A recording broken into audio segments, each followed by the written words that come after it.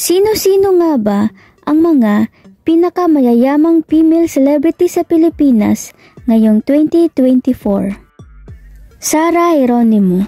Hinati ng kanyang ina ang kinita ni Sara sa kanyang mga kapatid bago pakasalan si Mateo.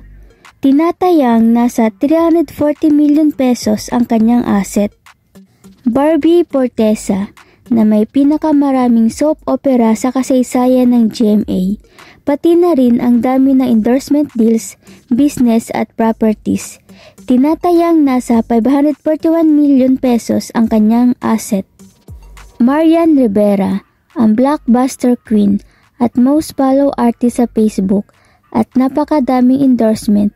Tinatayang nasa 602 million pesos ang kanyang asset.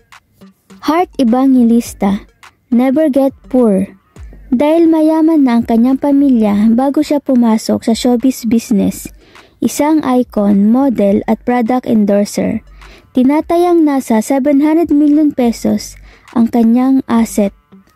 Gloria Romero, nakasaad sa kanyang last will and testament na lahat ng pera ni Gloria ay ibibigay sa iba't ibang charity at magpapatayo ng mga paaralan sa ilang probinsyang kanyang sinusuportahan.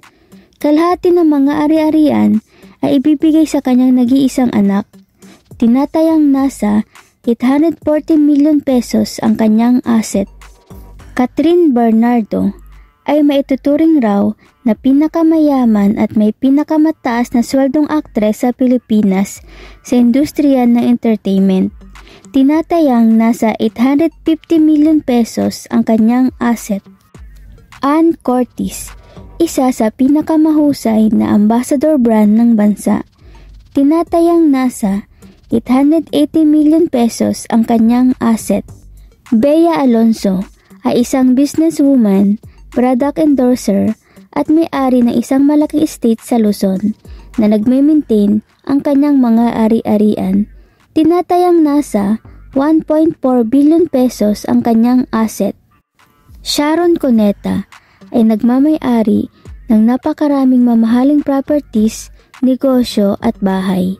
Tinatayang nasa 2.5 billion pesos ang kanyang asset.